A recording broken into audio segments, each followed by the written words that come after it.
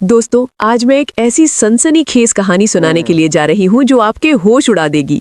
एक ऐसी खबर जो ना सिर्फ भारत में बल्कि सीमा पार तक हलचल मचा रही है। एक विदेशी महिला और एक ऐसी साजिश जिसके तार दिल्ली से लेकर तमिलनाडु तक फैले हैं। दोस्तों, 11 सितंबर सुबह ठीक 5 बजे एक ऐसी छापेमारी हुई जिसने पूरे देश को हिलाकर रख दिया। इस छापेमारी में एक ऐसा घोटाला सामने आया जिसमें सीमा हैदर और सचिन मीणा का नाम उछला। जी हाँ दोस्तों, आपने सही सुना। सीमा हैदर और सचिन मीणा की पहचान से जुड़ा एक ऐसा फर्जीवाड़ा सामने आया है।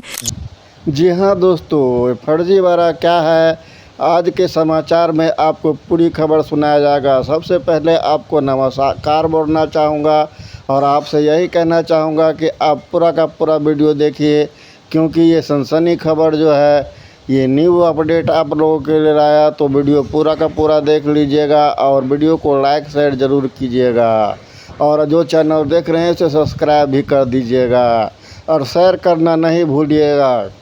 तो इस वीडियो को पूरा का पूरा आइए देखते हैं और फिर हम आपसे बात करते हैं। तक जुड़े हो सकते हैं। दोस्तों, 11 सितंबर से ये खबर जंगल की आग की तरह फैल रही है और ये कोई अफवाह नहीं बल्कि हकीकत है। प्रवर्तन निदेशालय ईडी ने अपनी जांच शुरू कर दी है और इस जांच में सीमा हैदर और सचिन मीणा का नाम स्पष्ट रूप से सामने आया है। हाल ही में एक समाचार चैनल पर एक न्यूज एंकर ने बताया कि इस मामले में फर्जी पहचान का इस्तेमाल किया गया है। उन्होंने लोगों को चेतावनी दी कि अपनी पहचान जैसे आधार कार्ड या अन्य दस्तावेज किसी के साथ साझा करते समय सावधानी बरते, क्योंकि कोई भी इसका गलत फायदा उठा सकता है। अब सबसे बड़ा सवाल ये है कि जिस आधार कार्ड और पहचान का दुरुपयोग हुआ वो एक ऐसी महिला से जुड़ा है जो भारत की नागरिक नहीं है। जी हाँ, सीमा हैदर जो कथित तौर पर गैर कानूनी तरीके से भारत में दाखिल हुई, और सचिन मीणा जो भारत का नागरिक होने के बावजूद एक विदेशी महिला का पति बनने का दावा करता है। ये पूरा मामला इतना पेचीदा है कि हर कोई हैरान है। सीमा हैदर की मुश्किलें अब चारों तरफ से घेर रही हैं। ईडी की छापेमारी ने इस घोटाले के कई चौंकाने वाले पहलुओं को उजागर किया है। ये घोटाला सिर्फ एक व्यक्ति या एक राज्य तक सीमित नहीं है। इसके तार दिल्ली, हरियाणा, तमिलनाडु, तेलंगाना और यहाँ तक कि अरुणाचल प्रदेश जैसे राज्यों से जुड़े हैं। इस नेटवर्क ने फर्जी कंपनियां बनाकर फर्जी निवेशकों के जरिए फर्जी बिक्री दिखाई और झूठी जीएसटी तैयार करके भारत सरकार को 650 करोड़ रुपए का नुकसान पहुंचाया। दोस्तों, 199 करोड़ से शुरू हुआ ये घोटाला धीरे धीरे 650 करोड़ तक कैसे पहुंच गया, ये सवाल हर किसी के मन में है। जब से सीमा हैदर भारत में गैर कानूनी तरीके से दाखिल हुई हैं, वो बार बार सुर्खियों में रही हैं। जब भी उनकी चर्चा कम होती है, कोई ना कोई नया मामला सामने आ जाता है और वो फिर से ट्रेंड करने लगती है। लेकिन इस बार बात छोटी मोटी नहीं है। एक विदेशी महिला जिसका भारत में कोई कानूनी आधार नहीं, उसकी पहचान का इस्तेमाल इतने बड़े घोटाले में कैसे हो सकता है? ये वही महिला है जिसके बारे में कहा जाता है कि वो पाकिस्तान से भारत आई है। और अगर आप इतिहास देखें तो चारा घोटाले जैसे मामलों में बड़े बड़े नेता जेल की सैर कर चुके हैं। फिर ये महिला जो गैर कानूनी रूप से भारत में रह रही है, इतने बड़े घोटाले में कैसे शामिल हो सकती है? सीमा हैदर का मकसद क्या है, ये सवाल हर किसी के मन में है। कुछ लोग कहते हैं कि वो प्रेम कहानी का हिस्सा है, लेकिन क्या ये सिर्फ एक प्रेम कहानी है या इसके पीछे कोई बड़ा प्रोपेगेंडा छिपा है? इस पूरे मामले में कुछ सवाल ऐसे हैं जो बार बार उठ रहे हैं। पहला, एक विदेशी महिला की पहचान भारत में कैसे बन गई? दूसरा, इतने बड़े घोटाले में उसका नाम कैसे शामिल हो गया? और तीसरा, क्या ये सब एक सुनियोजित साजिश का हिस्सा है? अब बात करते हैं मीडिया की। कुछ न्यूज़ चैनल्स ने इस मामले को उठाया, लेकिन कई बड़े चैनल्स जो पहले सीमा हैदर की छोटी छोटी बातों को बढ़ा चढ़ाकर दिखाते थे, अब चुप क्यों हैं? जब सीमा हैदर की शादी की खबरें आईं, जब उनके बच्चों की बातें सामने आईं, तब तो ये चैनल्स दिन रात इंटरव्यू दिखाते थे। लेकिन अब जब इतना बड़ा घोटाला सामने आया है, तब ये चैनल्स खामोश क्यों हैं?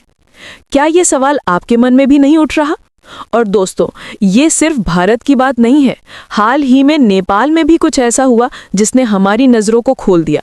नेपाल में भ्रष्टाचार के खिलाफ जनता ने सड़कों पर उतरकर तख्ता पलट कर दिया। वहां की जनता ने साबित कर दिया कि जनता सर्वोपरि है। जिस तरह नेपाल की जनता ने वहां की सरकार को उखाड़ फेंका, उसी तरह उन्होंने कुछ भारतीय न्यूज़ चैनल्स को भी सबक सिखाया। जी हाँ, कुछ भारतीय चैनल्स जो नेपाल में कवरेज करने गए थे, उन्हें वहां की जनता ने न सिर्फ लताड़ा बल्कि उनके साथ मारपीट तक की। कपड़े फाड़ दिए गए और उन्हें वहां से भगा दिया गया।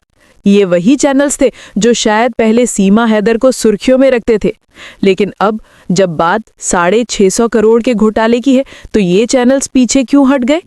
नेपाल की जनता ने दिखा दिया कि अगर कोई गलत खबरें फैलाएगा, गलत प्रचार करेगा तो जनता उसे बर्दाश्त नहीं करेगी। वहां की जनता ने अपने देश के भ्रष्टाचार के खिलाफ आवाज उठाई और रातों रात सरकार बदल दी। नए प्रधानमंत्री की नियुक्ति हो गई और पुराने नेता को देश छोड़कर भागना पड़ा। ये जनता की ताकत है दोस्तों, और हमें भी ये समझना होगा कि जनता ही असली ताकत है। अब वापस आते हैं सीमा हैदर के मामले पर।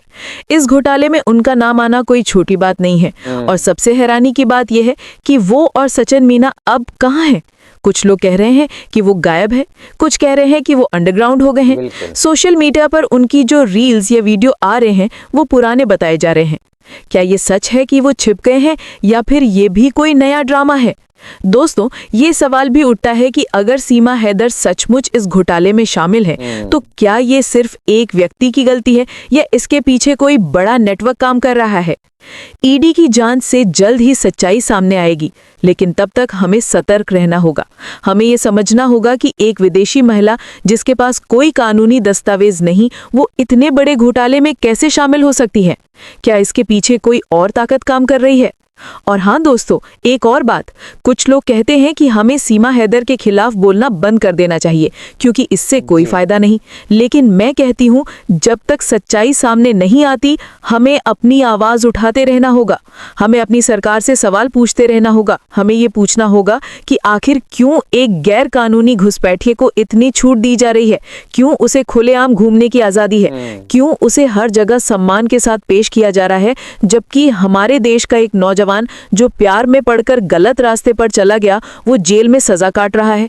जी हाँ, मैं बात कर रही हूँ उस नौजवान की जो प्यार में पड़कर सीमा पार चला गया और अब जेल में है। उसे कोई पूछने वाला नहीं है। लेकिन यहाँ सीमा हैदर खेतों में घूम रही हैं, मार्केट में जा रही हैं, डॉक्टर के पास जा रही हैं और खुलेआम जिंदगी जी रही हैं। ये कहाँ का इंसाफ है दोस्तों? अब आखिरी सवाल किया, और आप लोग को वीडियो कैसा लगा कमेंट करके ज़रूर बताएं। आपको फिर मिलते हैं अगले video new update new video के साथ और न्यू खबरें के साथ। अभी तक आपने जो देखा तो आपका मैं धन्यवाद करना चाहूँगा और यही रिक्वेस्ट करना चाहूँगा कि हमारे साथ ऐसे ही जुड़े रहे, और जो चैनल देख रहे थे उसको सब्सक्राइब ज़रूर कर ले और वीडियो को शेयर ज़रूर कर दें और लाइक करना नहीं भूले। तो धन्यवाद जी, फिर मिलते हैं नेक्स्ट।